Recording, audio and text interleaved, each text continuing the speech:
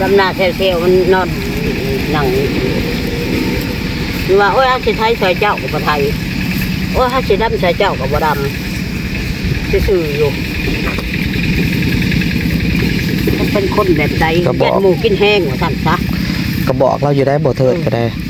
ยัดหมูกินเจ้าแหล่บ่น้อยที่บอกเพิ่นตลอดพี่น้องบอกตลอดกับไผสิดุเนาะแม่นเขาบอกหลายได้ตัวเองยังบอกบ่รอดเลยก็ย่านเพิ่นให้เพิ่นยังอะไรถ้าบอกหลายก็ได้เพราะว่าโอ้ใหญ่แหละนะยังว่าลำนิลำไรเขาว่าคือได้เฮือนนี่คือกันเลยว่าลำนิลำไรแล้วจะว่าอย่าเพิ่นให้แล้วจะว่าอย่า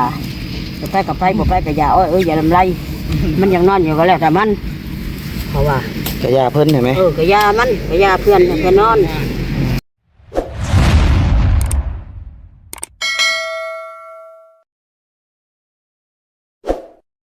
พี่น้องเอ้ยทักทายสบายดีเด้อพี่น้องเปิดสุขุสุขคนตอนนี้กับประมาณสิเข่า11 โมงแล้วตอนนี้ป้าโตมีหยาเศร้าใบคือได้หลายคนแท้ดำนาดิตะม่วนแท้นี่ปากเสียงปากแซวๆผู้ได้ยินหดเฮือนผู้ไปจองมาก่อนแล้วเนาะไอ้จ้อยบ่นี่ฮะฮะสบายดีไอ้จ้อยสบายดีฮะแปลงได้คือมาดำอยู่พี่นี่เพิ่นจ้างบ่หรือได้ใดแม่มาซอยสิไปหากินไปหาปลาเขาก็ลงเหนืออยู่ว่ะสิไปหาปลาอย่าแหวดำซอยก่อนซอยระบ่าวเพื่อนทีแรกเลยดิว่ะซอยก่อนว่าทักทะสิแล้วเลยเนาะมื้อนี้ก็แล้วแล้วนี่ฮะแล้วให้นี่จังพักกินข้าวเนาะครับกับหน้านี่ลายมือแล้วต้องบริกินหน้าที่สุดแล้วล่ะจะกินของแท้หัวบ่มีแล้ววันนี้พวกกินลักซีข้าเลยนี่ก็ดีกินสั่นมาไม่ปากกระป๋องโอ้ยกินรถถึงเจ้าเขาเมื่อแล้ววะเงินเขาพุ่นละปุ๊บปากกระป๋องว่าเนี่ยก็ได้บ่เทิดบ่ได้มาบ่ได้ชวนยุคเช้าเนี่ยก็ได้ไปเถิดไปแต่น้อยเนี่ยว่าไปเถิดบ่ไปบ่มาขับครอบครัวเจออยู่ย่าเลยไปจะไปทำงานนั่นแหละไปเห็ดข้าวอย่างเละไปเห็ดเราไปเร็วเราเร็วกว่าต่อเรากินแล้วผมเริ่มก็ข้าวแล้วได้3 ชั่วโมงก็บอกเพิ่นอยู่ได้เมื่อวานนี่ว่าให้มาซอยแม่ย่าเด้อแล้วก็ซอยเพิ่น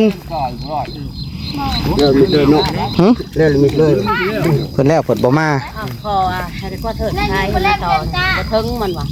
บ่ถึงแล้วหันละสิดูแต่ข้าหันแล้วมาเฮ็ด2 ต่อเอาบ่ให้ใส่น้ำยืมท่อเพิ่นแล้วมาใส่นี่อยากมาเติมนั่นล่ะเพิ่นบ่ให้บ่ยืมท่อมันว่าบ่ถึงมันว่าบ่ถึงอยากมาต่อแล้วว่าเฮ็ด2เอาเขาเฮ็ดเองคอยแล้วอ่ะ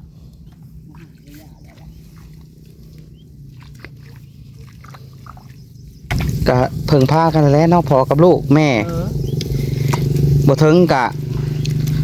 ไปยืมเพื่อนบ่น้อยก็มีอยู่อยากไปยืมเนี่ยเนาะ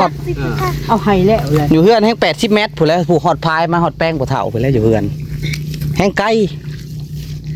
7 สายมันต่อคือว่าไทยอยู่แล้วต่อแต่กูสอนมานี้เที่ยวเพิ่นยืมเนาะอ๋อสิต่อสายยางแต่พายพุ่นมาตะกามันบ่ถึงหันแล้วดูดมานี้นะพอสิยืมบ่เทิดบ่ให้บ่ใส่หม้อบ่ให้มันให้มันว่าจะเอาบ่ถึงดอกมันว่าแล้วบ่เทิดว่าบ่ถึงบ่คันเอามาใส่ถึงบ่ถึงต้องห่อเนาะถึงแล้ว2เลยเด้ต้องไปฉี่แหละของมันกับของเฮากับของเฮาเด้ก็สิเสร็จเลยไปนะไกลไปยังสิไปยืมเบาเนาะอยู่บ่พกเขาบอกนี่อยู่เนาะยืมของลูกก็มีใกล้ๆก็ยืมกันก็อยากยืมของลูกกันแล้วเนาะเนี่ยมันสบายใกล้กันได้เลยใครแน่วะยังเอาให้แล้วยังสิไปยืมอยู่ก็อายเหรอวะ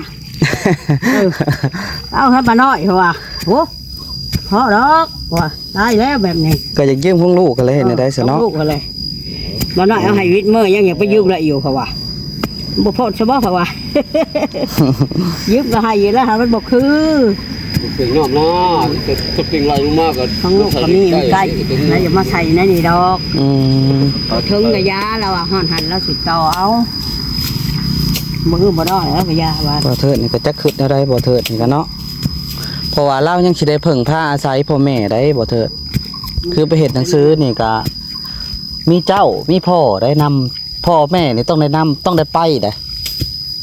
ไปเฮ็ดฮีดเฮ็ดคลองถ้าว่าพ่อแม่บ่ไปนี่บ่ได้เพราะว่าต้องมีลายหลักษณ์อักษรพ่อแม่จำโปะจำตาเด้สิไปแต่2คนนี่ก็บ่แล้วคือบ่เถิดนี่สิเอาสบายกะบ่มีพ่อแม่เอาดูถ้าว่าบ่มีพ่อแม่ไปจำตากะ คือเก่าแล้ว อำนาจการปกครองแม่นแหละเพราะว่าบ่เถิดเป็นลูกเจ้าเด้ ให้พอ เป็นโทษเป็นหนี้มากอะกะเจ้าอะไรหับหนนะความหมาย แม่นบ่พ่อเฒ่าหลักการมันแบบนั้นได้อยู่ลาวเฮาเนาะ ว่ามันเฮาติ มันพอ มันก็เพราะว่าพอติคือเดี๋ยวนี้แหละนี่เขามาขึ้นมาเฮ็ดซอยเลย โอ้บ่แม่นพ่อกะ บ่วน สิเป็นพ่อหน้าหรือว่าพ่อเลี้ยงพ่อยังกะยาถ้าว่าขึ้นกับแม่มันก็พ่อเบิดให้แล้ว ผมคิดของเขานะ แล้วค ผ รอบ มคิด ครัว ว่าพอ เขามันบ่คืดมันบ่คืดน้ำนันคือได้นี่แหละอยากแลกก็แลกบ่แลกก็อย่าแล้วมันว่าสิสอซะแล้วแหละ แล้วอยู่เนาะ มันเฮ็ดกะเจ้าเจ้าเฮ็ดได้ แล้วเนาะถึงแล้ว ครั้งแล้วนี่แล้วแล้วทำบ่มา บางวันเธอจะไข่แล้วเห็นน้ำหนักต้องเอาเงินให้ละ100,000 มีให้เอาเงินมันแสนหนึ่งเอามาใช้มีก็บ่ให้ เงินนี่ยังแสนหนึ่ง ซื้อกินแรงกินง่ายเลย เด็กๆเงินตัว ต้ นั้ ม น แม่ลิ้นให้อ้อยอะดิอ้อยไปดำซอยนะ บ่เงินนั่นน่ะก็นำใจแม่ลิ้นเอาให้บ่ได้เกี่ยวกันดอกอะนะ น้ำใจหั่นแหล้วมันเพราะว่ามี คือ มันมาดำซอยนี่ คือเพิ่นให้เจ้าบ่เทิด500,000แล้วก็ เออ เจ้า500,000เพิ่นให้ซื้ออยู่ซื้อกินน่ะน้ำใจเพิ่นน่ะนะ เฮ็ดเวียก บ่เกี่ยวกันตัวนั้น ผู้คนเอาหอย มันเพราะว่าเฮากินน้ำมันเลยบ่ะเออใครจะเห็ดก็เห็ดน้ำเห็ดก็อยากใครได้กินน้ำขนได้เพราะว่าเขาน้ำชำปลา บ่เถิดบ่มามื้อนี้เนาะ บอกมาว่าในมากก็นั่งอยู่นะ วันมากก็นอน เห็ด ตัก น นอ อน นนอนอยู่ บ่น้อยเท่าแหลกะ อ้อยฮะ บ่น้อยเท่าแหลก็บอกเพิ่นอยู่ให้แล้วเดี๋ยวไปซอยแม่เด้อ แล้วก็ยานอน หอยจริงหอยย่อยคือจักวันนี่ปากมือหอยจริงหอยก็เลิกร้อนแล้วมันนอนเยือดด้วย เขาเท่าแล้วว่าเขาอยากนอนแล้วมานอนเฮือดอ้อยเด้อว่ะเขาให้อ้อยเลยอ้อยอย่างจะถึงมานอนเบิ่งเห็นได้ซะหมู่ให้เวียกปุ๊บบับจะพนอนเบิ่งโทรศัพท์อยู่เขาเท่าแล้วก็จะว่าได้แล้วเราก็ได้โมดำนาเซลมันนอนนั่งว่าโอ้ยฮักสิไทยซอยเจ้ากับบ่ไทยโอ้ยฮักสิดำซอยเจ้ากับบ่ดำซื่อๆอยู่มันเป็นคนแบบใดยัดหมูกินแห้งว่าท่านซะ ก็บอกเราอยู่ได้บ่เถิดก็ได้ ยัดหมูกิน เท่าแหลบ่น้อยสิบอกเพิ่นตลอดพี่น้อง บ เอ้ย อกตลอดกับไผสิดุเนาะ แม่นเขาบอกห ค ลาร อย บ ก็ ครัวตัวเองยังบอกบ่รอดเลย ก็ย่านเพิ่นให้เพิ่นหยังอะไรถ้าบอกหลายก็ได้เพราะว่าโอ้ใหญ่แหละนะ ยังว่าลำนิลำไรเขาว่าคือได้เฮือดนี่คือกันแหละว่าลำนิลำไรให้แล้วจะว่าอย่าเพิ่นให้แล้วจะว่าอย่าไปกับไปบ่ไปกับอย่าอย่าลำไรมันยังนอนอยู่ก็แล้วแต่มันเขาว่า ก็ย่าเพิ่นเห็นไหม ก็ยามันก็ยาเพื่อนก็นอนเป็นแล้วเวียกแล้วงานเลย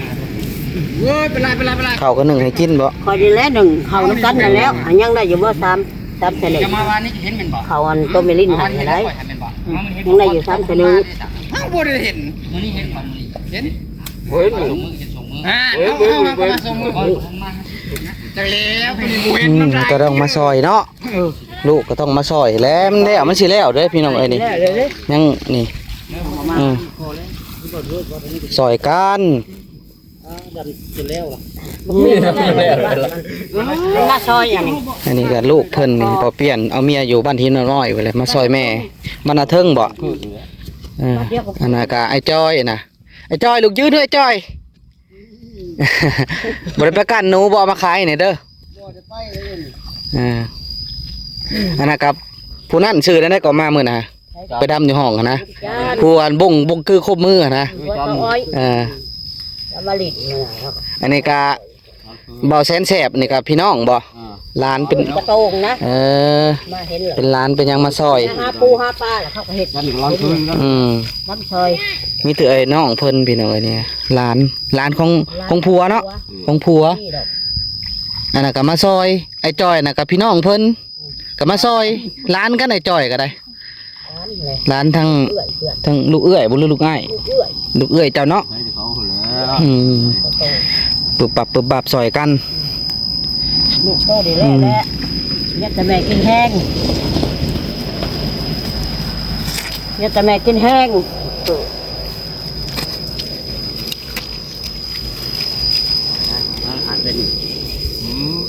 บ่เถิดก็จักเราขึ้นในใดบ่เถิด จั ก็ ก ได้ บ่จักแต่ว่า คือว่าหับปากอยู่ว่า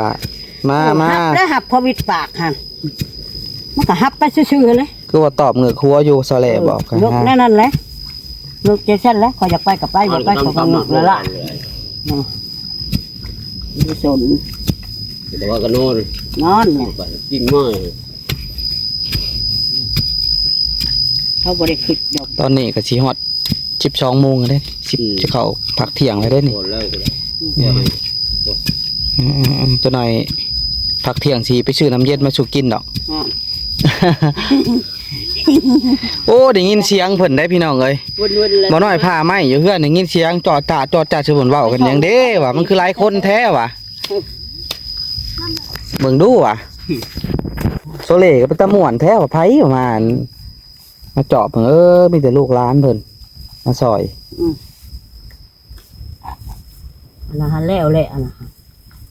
ไปเถิดไปบ่ไปจะไหนไปผูกงัวมาเลยไปแล้วบ่ไปซอยม้อยผ่าควบ เพราะว่าแม่ลิ้นเพิ่นก็จะให้ซอยแล้ว เออ ซอยแม่แล้วเลยจังเมื่อเวียกเมื่องานจังไหนเพิ่นเป็นเวียกเป็นงานนี่ก็แม่ก็ต้องได้แล่นได้เพิ่งพาแม่ได้นี่ เจ้าบ่เมื่อบ่แล้วได้แม่เฒ่าเอ้ยพ่อกับแม่นี่ต้องเมื่อไดผู้ปกครองเด้ลองมึงดูบ่เสือบ่น้อยนี่เนาะบ่แซนแต่งานนี่มันต้องมีลายลักษณ์อักษรได้ผู้ค้ำผู้นั้นได้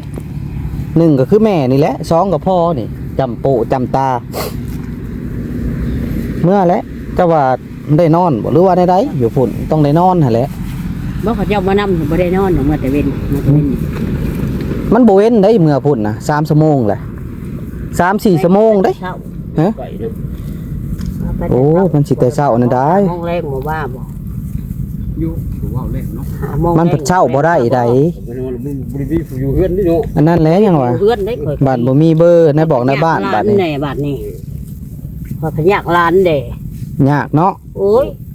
ให้สิเบิ่งเฮือน จักแล้วสิให้อัน สิให้ทางอันประสานหาเถิดน้องเพิ่นบ่ อืม มาเฮ็ดที่เด็ดคลองอยู่หน้าเทิงบ่ จังว่าแล้วมันจะสบายง่ายสิไปพุ่นเฮาพันยากบัดนี้ เพิ่นสิไปหาอัน ครอบครัว เพิ่นสิไปหาในบ้านแล้วก็ไปหาพี่น้องเพิ่นอีกเนาะก็กินเวลาไปเป็นมื้อแล้วฮะ แล้วนี่แหละ อ้อยไปเอาอ้อย เฮาก็บ่มี สิผูกคอต่อแขนอีกเด้บาดนี้เฮ็ดที่เฮ็ดคลองมื้อหนึงอีกตัวนี้เป็นช่องมื้อ แล้วลูกร้านน้ำกับบัวที่เนาะ ยากลูกยากหลาน แม่นเลยนะ เขาบ่อยากหลานใครได้เอาอาจจะหิวมากกะนะ คันว่าสบายเว้าเป็นเนาะอันนี้เว้าแต่เฮาพี่น้องเอ้ย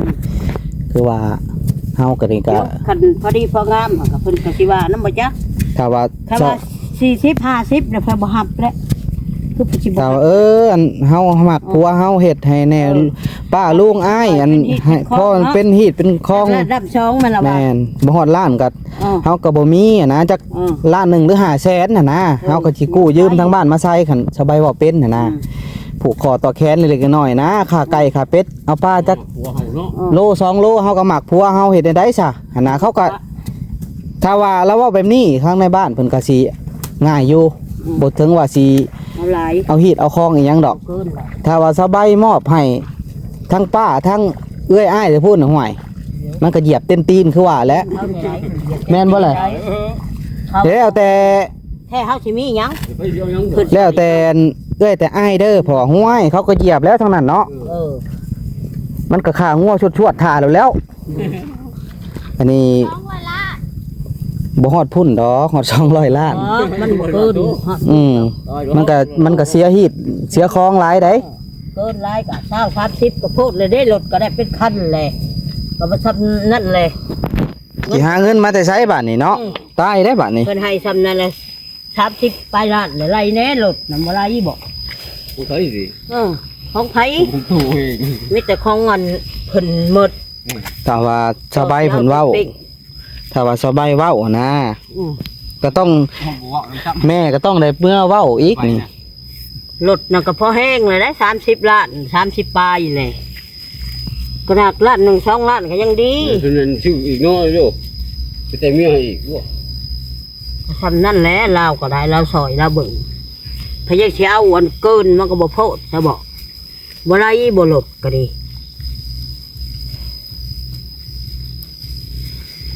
เราก็บ่มีเนาะเราก็อยากซอยอยากเบิ่งทำไหนเอาบุญเอาทาน โอ้ยแม่ลินเพิ่นก็เฮ็ดงานอยู่พุ่นมันเพิ่นก็บ่ได้มีบ่ได้รวยเนาะ งานเหตุการณ์คือกันพอสิเอาอันได้แต่ท่าโตผสมถูกหันเป็นบ่เพิ่นให้ทำยังมันยังดีใจเลยนะเกินหลายก็บ่ไหวเด้อเพิ่นก็บ่หักคือกันได้ เขาไปสะดวกกับบริการ บ่เทิดนี่เราบ่มีเงินได้เนาะ บ่มีดอก เบิดเลยเนาะ โอ้ยหมดเลยเลย ต้องอันให้เราหาเงินซื้อแบบว่าเหือแห้งตัวเองอะนะให้เราอัน บ่ได้ดอกบ่ได้ดอก มันสิมีน้ำผักน้ำแรงเราจังสิประหยัด เขาว่าซื้อหันซื้อนี่แล้วจังให้หันได้อยู่ว่าให้เอาเงินให้บ่ได้ดอก ô ô ơi ไหนเขาตา đấy cửa hoa xí khao อืม ป้าหันแล้วป้าแล้วนี่โอ้ถ้าน้ำคือใช่รถโอเคเลย บ่บ่ข้างเอาบุหรี่มันก็ดำๆอยู่ที่ไหนเอ้ย อันนี้เอา ซักเอาแล้วนี่อย่าไปซะ เอา พอดีมันเปียกเฉย พอดีเมืองมือ ๆโอ้ยหุ่มใส่ ได้อีกกัน ดำหัวมือเลยก็ได้ มันชุ่มอยู่เป็นหยังดอก อ้าวตำหอยขาดนี่ อืม อ่อนนี่ เงี้ยห้อนเคี้ยวเคี้ยวเคี้ยวเคี้ยวเคี้ยวเล่นเข้าเล่นเข้า ไว้ก็ได้ เพิ่นสิเมื่อหน้าเทิงมือได้ใช่ไหมเฒ่ามืออื่นบ่บ่ฮู้เนาะ ใส่หม้ออยู่ เราก็ถามเขาดำหน้าแล้วก่อนนะ ถามเท่าเมื่อบ่หรือเมื่อไหน ฮะ หน้าทันเละ นะสีคือเขาดำหน้าแล้วก็มันจะคือบอก จังเมื่อ ดำตัวนี้แล้วบ่คือบ่เมื่อตัวนี้น้อยฮะ เอามันว่ามันมาดำฉอยเนาะเมื่อไรดำฉอยเขาเละเลยเขาว่าเละเลยได้จังมาเขาว่า ว่าเอาไปบาทนี่ แม่ว่านก็นอนขลุ่ย สร้างว่าแท้ว่าเป็นตาจากครัวอะไรพี่น้องเอ้ยบ้านนี่ เดี๋ยวเขามาเลยเถอะเถอะว่าโอ๊ยดำหน้าฉอยเขาเละเลยเมื่อแล้วว่ะยังว่าเละเลยเด้ แม่ย่าก็อยากเว้าให้ลูกให้ได้เข้าใจให้อันนั้นแลเพิ่นก็ได้ มันบอกเข้าใจสำดอกมันบอกว่าน้ำเฮาลูกฮะ ลูกห่างลูกมีลูกเป็นคนก็ดีใจนำแหละเนาะ เฮาปฏิจันยันเรือบ่เขาได้ลูกมีอยู่มีกินทำให้บ่ขึ้นนะบ่เถิดบ่ขึ้นดอกขับบัดขึ้นมันก็ให้แล้วเงินนั่น10,000 20,000นั่นมันสิไปถามมาให้พี่สังขนาดเฮาซื้อน้ำกินชูกินมันยังว่าเอาเงินมันซื้อมันให้เลยเก็บส่งมันจังหย่าโอ้โหเถอะ เรากับป้านนั่นบอกไม่เท่า อันนี้แล้วบ่ได้ตัวอะไรก็เอาเทิดเงินนี่12,000นี่เงินมึงก็ซื้อน้ำนี่ขายทานมื้อน่ะ อืม อ้อยไว้เจ้าก็เอาให้มันลดมันได้ก็เอาให้มันไปกินน้ำเจ้าได้ซะอุปไลยามันกินก็กินอ้อยเอ้ยว่าเจ้านี่บ่จักควมนี่อ้อยว่ามันกินน้ำแม่ละเป็นมันเงินน้ำแม่เอาได้หนึงให้ นั่งอ้อยเว้าใส่บ่เทิดได้เว้าใส่อ้ายบ่ อ้อยมันให้เลยอ้อยมันเว้าเลยเจ้านี่บ่จักควมมันว่าเงินแม่ติดหนี้เท่าใดเอาจนเบิดบ่มีจะกีบมาจนได้คือแต่ว่าไผเฮ็ดให้กินมันว่าข้าวกับแม่หนึง นางอ้อยเว้าเป็นนางอ้อยเนาะ โอ้ยอ้อยว่าแดกใส่ บ่เทิดบ่ให้บ่อ้อย ให้แล้วปลูเลยไม่หาเว่าได้ยังอ้อยเอ้ยตีกว่าเซยอยู่ นางอ้อยเพิ่นเว้าความจริงบ่ ยังอ้อยมันเผ็ดเว้าเงินแม่ติดนี่ก็เอาจนเบิดบ่มีพอกีบพอบาทกินน้ำแม่มันว่า เอาเลยอ๋อถ้าหาเลาะได้อ้อยเอ้ยผิดกันเร็วกันไหนตัวเองว่ะแต่แล้วอุ้ยแม่ก็มานั่นเช่าเฮือนเช่าชานกาเอาเงินเอาคำเฮาบ่อยากให้เขาว่าให้มันโลด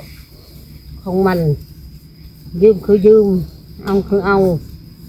มันกินน้ำเจ้าให้เด็กกินบ่กินอะไรกินเอาให้ บ่ในใดมันบ่ถือก็บอกกันนั่นแหละ อืม ในใดแล้วบ่ถือคือบ่น้อยก็บอกเล่าบ่เถิดนี่ในใดมันบ่ถือบ่ต้องอยู่น้ำพ่อน้ำแม่ต้องบอกได้ ยันเฮากินเผือก ต้องบอก กินน้ำกัน หากเล่าสิให้ก็แล้วแต่เล่า อ๋อ แต่ต้องบอกเล่าและให้มาเฮ็ดซอยเพิ่นเด้อบ่น้อยซะแหละก็บอกเพิ่นบ่เถิดก็ได้ ตลอดบอกตลอดดอก เท่า เมื่อได้บอกอะไรก็เนาะบอกบ่เฮ็ด มาพี่นาเผาลูกงากานะ เอาลูกป้าอย่างแรก ฮิตมาฮิตมายังบ่ได้ลูกตามันฮิตมาพี่สุกอนนี่โอ้มันได้นี่ น้องมุ้ยซักลุงซักเป็นบ่ นั่งอีกคู่หนึ่งไม่ยังเว้ยเบิ้ กินข้าวกับหยังน่ะมาให้มาน้อยเบิ่งดูกินข้าวกับหยังอ่ะน่ะ อย่าเพิ่งลงได้ลูกบ้าเล็บมันมดเด้อเข่าหันอมเข่าเพิ่นน่ะตลอดดอก อืม อมเข่า มิ่งแล้วนี่ มันบ่เฮ็ดดอก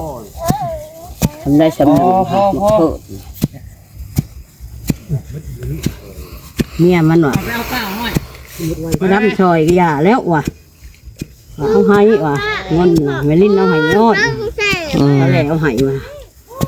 จ้างดำให้มันแหละมันสิซอยยังมันว่ะ ตามเถื่อกูบอก มันว่าแล้วจ้างดำได้ งัวดำนี่แล้ว ว่าไม่ลิ้นน่ะเอาเงินให้นางอ้อยว่าไม่ลิ้นฮะเพื่อจ้างนางอ้อยดำซอยสบายบ่เถิด สิแม่นแล้วว่ะมันว่าเอาเงินจะมาให้กูเลยกูสิไปดำซอยมันว่ะให้เงินแสนน่ะกูไปแล้วมันว่ะ มันบ่แม่นแล้วตัวนั้นเนาะ น้ำใจเราเนาะ น้ำใจเพิ่นให้ น้ำใจ น้องมุ้ยก็ได้50,000นี่เพิ่นบอกบ่น้อยว่าเอาให้น้องมุ้ยเด้อ50,000น้องอ้อย100,000 บ่ว่าทิศน่ะ เพิ่นโทรบอกตัวนี้ หวานเด้ เห็นเบิ้ลได้ ตามเพิ่นนั่นแหละเนาะยิมนี้นะ แม่นเฮาก็ตามเพิ่นนั่นแหละเพิ่นบอกเฮ็ดตามเพิ่น หมูพวกมันคือว่าชื่อมาให้เลยเบิ้ลเลยน้ำเย็นน่ะ มันเด้ในกระติกก็ได้เด้มากินบ่ได้ดิวมาเลยเด้ออ้ายเอ้ย เลยตัวเห็ดเวียกมันอยาก ดิวน้ำมาเลย แล้ว ลิ้นอยากกินน้ำ มันจะหาทางไปตัวได้ แล้วเลยเด้บาดนี้หลายคนช่วยกันเนาะ เจ้าคิดบ่ได้กันแล้ว อืม โอ้ยเอานี่อยู่แล้ว ยังให้เทิงให้หนึงแล้วก็บ่ลดบ่ ให้นั่นแหละไป อื ยก ม ก้าตัวนี้แหละ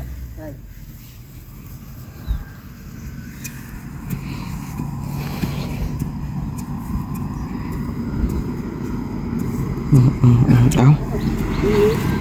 โอเคพี่น้องเอ้ยบ่น้อยสิเมื่อเพื่อนสกอต เขาก่อนติ เมื่อกินข้าวแล้วก็สิไปหาซื้อน้ำเย็นมาสู่เพิ่นกินก่อนพี่น้องเอ้ย โอ้ยยังเปียกเปียก ดำผงเนาะดำผงกัด มันไม่ซัก สักลุงเอากับสำบายอยู่ดอก เดินน้ำเย็น แล้วอย่างนั้นหลายคนก่อน โอ้ยหลายคนซอยกันโอ้ไอ้จอยนี่ไวขนาดดำเนาะบ่ได้ไก่ปอกไก่ป่าบ่ผู้ไปก้านคืน โอ้ได้ บ่ได้ไปกับเฮิงเลย ทำไม พอเงินรักกูเนาะเฮ้ยจิ้มงอย เศร้าหรือบ่บงกือน่ะ ยัง ฮะยังอยู่ มันทำนานจนติด มื้อน่ะก็มาซอยเพิ่นมื้อน่ะก็เนาะมื้อนี่ก็มาซอย มาซอย สิพากันไปหาป้าบ่นี่ฮะ ว่าสิออกไปหาอยู่หัก โอ้ลงห้วยบ่ไอ้จอย บ่เท่าคือจ้องอยู่ตรงนี้ เออ ตายกับมันกายบ่เป็น เออ เอาซอยซะก่อน ซอยเพิ่นจะก่อนได้ไหม ซอยเพิ่นไปก่อน จักคั่วมะลิเจ้านี่เนาะ แม่น เว้าตรงๆเนาะได้บ่น้อยก็ได้ ถือว่าแล้วยังบ่ได้กินข้าวลาบลาบชิ้นลาบ บ่ ไข่ น้อยสิเป็นคนเว้าตรงๆได้พี่น้องเอ้ย ถ้าเขาถือเลขสกอนเขาเขาซื้อสกอน คันมื้อนั้นก็ตัวต้มไก่ เออ มื้อวานนี้ก็ตัวอันลาบชิ้นมื้อนี้จะตัวท่าใดมื้อนี้ กินข้าวเที่ยงครับกินข้าวเที่ยงครับยังมื้อนี่ ช่างว่าเด้อ เออ มือหาออกปนิ่นมือหา ห่วยได้กินอาหารดีแท้ ไ มึงเอาถูกกระเท่าพอสิขายไก่กิน ไก่มีกระดูกเลย ได้หมดเจ้า ทักอ้อยนั่นแหละ ใกล้ก็ไล่ละละแล้วบ่ได้กินดอก ยังให้หนึ่ง บ่ได้สะออน สองให้เพื่อว่าทั่วปิดท้ายมื้อนี้เนาะ อ้อยนี่ลูกนี้จะมาเข้านะลูก อ๋อสำนีเดี เอา ยว พี่น้องเอ้ยบ่น้อย หน้าแข็งเนาะ จบคลิปกันเด้อจังไดก็ฝากพ่อแม่พี่น้องกดไลค์กดแชร์กดติดตามเพื่อเป็นกำลังใจ ต่อไปพี่น้องเอ้ยคลิปหน้าพอๆกันใหม่สำหรับคลิปนี้สบายดี